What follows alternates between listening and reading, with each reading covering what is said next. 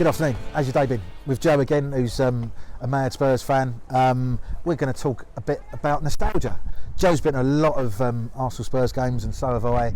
I'm sure you guys have as well. We're just going to talk. We're going to take a trip down memory lane and talk a bit about the game. So, what was your first? I mean, you've been to Highbury. You went to sort of North London Derby at Highbury. What's your sort of overriding memory of a game down there in the North London Derby? Well, it was an odd one because I went along with a couple of Spurs fans, strangely enough, and we didn't have tickets on the day, so it was one of those. It was still standing in the clock end for the away fans. Pitched up, got in on the day. It wasn't the case of all sold out on the rest of it. Did you get for tout or just like? No, just pitched up and got through the gate. Oh really? So, fair play. We clearly weren't having a great season at that point. So yeah, there was a lot of those to be fair in the 80s. Yeah, shut your face. So yeah, we can turn it around in 5 years. But no, we're not mentioning the Champions League final. I need nostalgia. So when you were good. But, actually, yeah. You got the point of this one. You got the point of this chat now, mate. Well, no, it was at Highbury. It was just after Adams had come back from his little stay at Her Majesty's pleasure in one of her sort of holiday lets. I think you might have enjoyed a couple of glasses of wine. So and yeah, just one of as a young lad, one of the most amusing things was you're going along there. The passion of the game was brilliant. Yeah. You know, first derby game without my dad or whatever.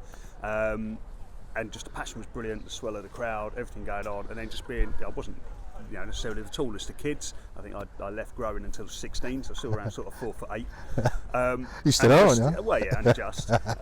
So, yeah, at Highbury, not necessarily seeing everything, looking up, peering around there, trying to get onto one of the barriers to lean up and see something, and then just seeing something bobbling along the ground, just in front of the away fans, and then just a big sort of chorus of Eeyore, Eeyore. Right. Someone's put a blow-up carrot on the pitch for Okay, Adams, right, yeah. and then the Christmas songs of, oh, what fun it is to see Adams locked away, yeah. All the rest of it. So that's your sort of first thing. I to be honest, couldn't remember the result, just the actual hilarity of it all. Yeah. The banter going on. Not necessarily feeling that aggression. It probably was, but as a young lad, sometimes it goes over you a little bit, doesn't it? Yeah. Quite literally with my quite literally, yeah. But you were probably away from that and a bit more innocent, and not really seeing it. So that was probably the first one. And then the next memorable one was for me. It was the first of the semi-finals. Okay. Yeah. 91. Yeah. Yeah, I was at that game. Was, a little bit dubious because much to probably your shame and my father's, to be honest. He's an Arsenal fan. Good man. So you're the black sheep of the family, basically. Oh, massively so. Yeah, ginger Tottenham fan. It all went wrong there. But he's sitting there. But it was in the Arsenal end. And I said to my dad, "Dad, do you want a drink?" And he said, "Yeah, there's a couple of quid. Go and get us a drink." So I went off. And it was in the old Wembley, as you know, and having to walk round, and I managed to walk all the way around into the Tottenham end. Oh, did you? All right. And managed to get my dad a couple of drinks and bought myself a couple of things, which was a hat and a scarf. And then came back. You sat in the Arsenal or Spurs hat or whatever? Yeah, but seats for watching. Did you get any comments? I was surprised you didn't get your head ripped off. I stood up in the first goal, but everyone was stood up. Yeah.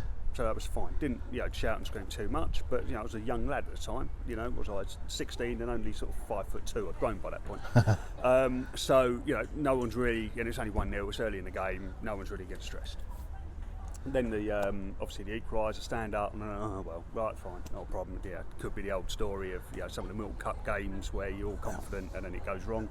And then obviously Lineker makes Adams look like a statue. Where he's just caught out and scores the winner, and away we go. Now at that point, as I stood up to say cheer, my dad got the small on my back and my shirt very quickly got me down on my seat. I think he's done well doing that for you there. But again, a single lad, but my dad sort of knew from having done a few games and policed a few games at Highbury. He was a bit more worldly wise than a young lad excited about his game. Absolutely.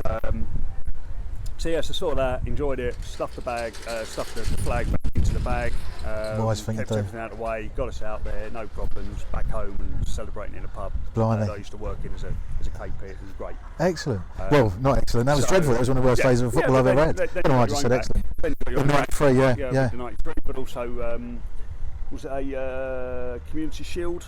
There was a 0-0. I mean, I'm sure Andy Cole played for Arsenal that day. It was a baking hot day. I remember going out. It was a terrible game. There was nothing going on. It was 0-0. And we shared the trophy, didn't we? Which was a bit weird. I didn't. I think neither of us really wanted it for the performances that were going on. Absolutely. But then the 93 was there, and sort of seeing a couple of others with my dad as a neutral. So to sort of being at Wembley for I think it was the double Sheffield Wednesday Arsenal. Okay, So what you went with your dad? Cup Yeah, and the yeah, FA Cup that 92, year, 93, yeah. So I went to all so those I went games. with my dad for the League Cup game. Okay. So so I've seen Arsenal a few times with my dad as a neutral, just watching and Yeah. not necessarily supporting them. But I'd be worried if you enjoying did. the You game can't be football. Arsenal and Spurs, obviously. No. I don't cry myself to tears, cry myself to sleep if Arsenal win, because my dad's going to be happy. But I'm not really aiming for them to get anywhere. Yeah. So that's where sort of Chelsea, Arsenal, the UEFA Cup final was a struggle for me. Right. Okay. Yeah. So I know. I was trying to say, how can both teams lose, and Arsenal, or how can Chelsea lose this game, but Arsenal will get into Champions League? Yeah. And I was looking for any permutation that was possible. I know that was a bad time. I wrote a piece saying I'd accept Arsenal losing on the Wednesday if it meant Spurs were going to lose on the Saturday, basically. Yeah, I remember reading that. Yeah, absolutely. Yeah. But I wouldn't have had it any other way. I'm expected glad my pact with the devil worked, basically, because if it had won the Europa League, we'd celebrated for 2 days, but in the back of our minds, we'd known Spurs were in the Champions League final. Yeah. And if you'd have won the Champions League final, well, what can we say? Oh, we've won the Europa League. Well, so what? You've won the Champions League. So it was a dreadful time to be an Arsenal fan. Yeah. But anyway, to go back to your memories of North London Derby. So White Hart Lane, you've had a season ticket for years. You've been watching them nearly 40 years. I've been to a lot of games, North London Derby games at White Hart Lane. It's a bit of a tasty atmosphere, isn't it? Sometimes. It's entertaining. Should we say? There's a lot of passion. It's one of those, I think. Highbury obviously got called the library by a few because they didn't feel the atmosphere was great.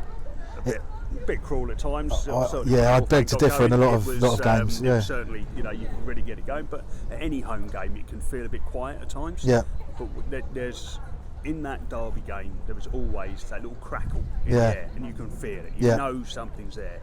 Everyone, even in the expensive seats. I remember sitting in the west side, which is your salmon and cream cheese bagel crowd. Yeah. So.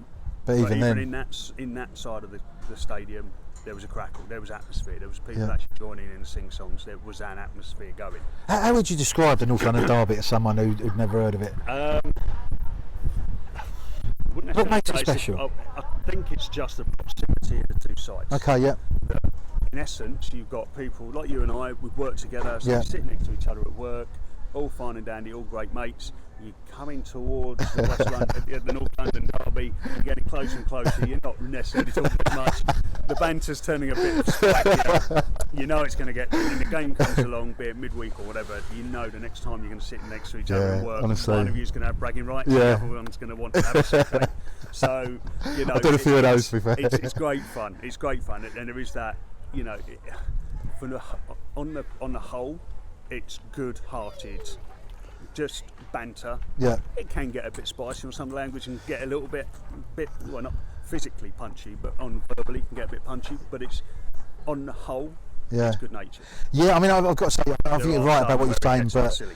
Coming out that way in for every year for 20 odd years, it wasn't fun basically. But I mean, you get that everywhere really, don't you? But I think that makes it as well. So long as it doesn't cross a line, if it's anything up to that line, I think it's fair enough in terms of just the passion. Obviously, there's a lot of things we could talk about that are wrong, and we're not going to go there at the moment. But basically, it's one of the most passionate games for me, world football, let alone British football or English football. I mean, what do you think about that? It goes back to it being a working man's game, and it's like coming out of white collar, blue collar, whatever it might be, whatever your job is. Yeah. That's your 90 minutes. You are together as one, as a family with your fellow fans.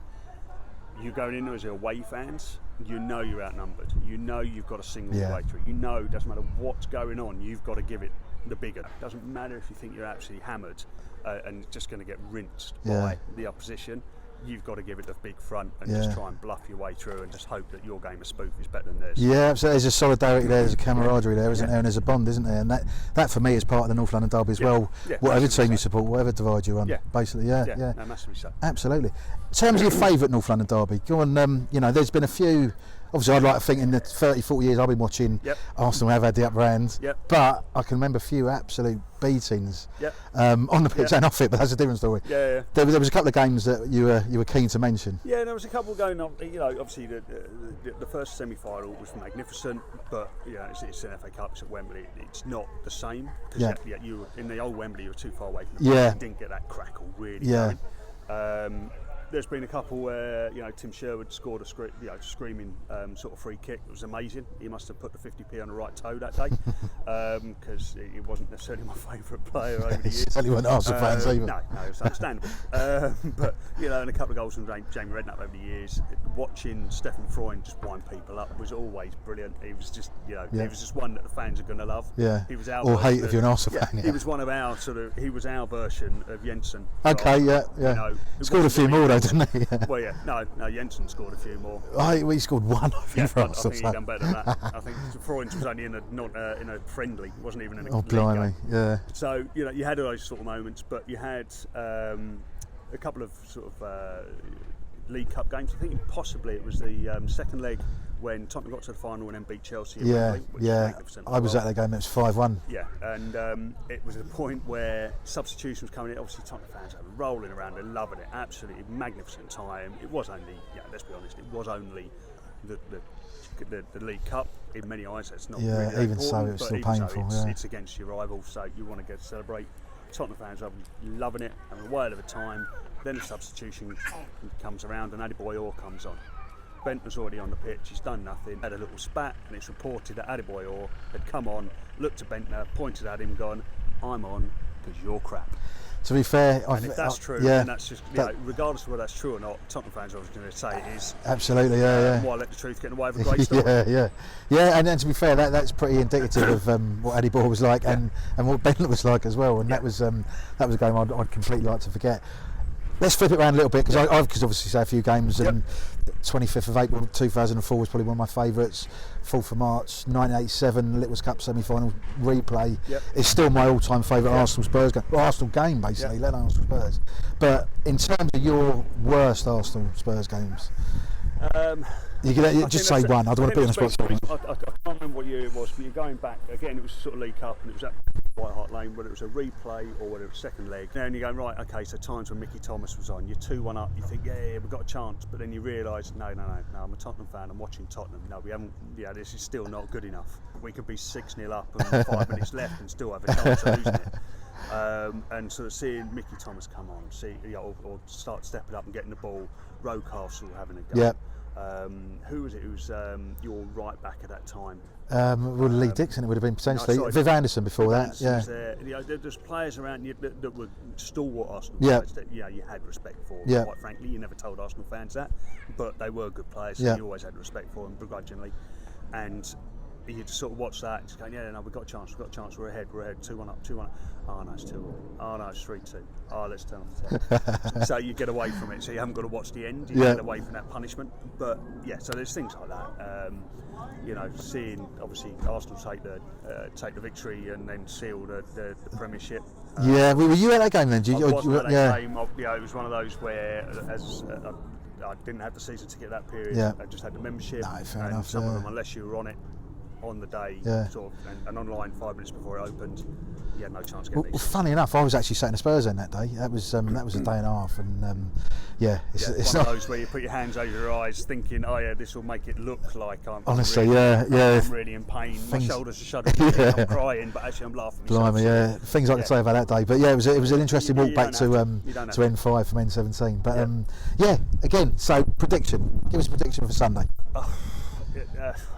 If you're going in, obviously we're reminiscing on this. If you're going back to sort of say 2 seasons ago, Tottenham flying, looking great, Harry Kane's on fire, Dele Alli's scaring people, Eriksen's passing the ball, he could basically shut his eyes and be able to put it on a sixpence wherever he wanted on the pitch.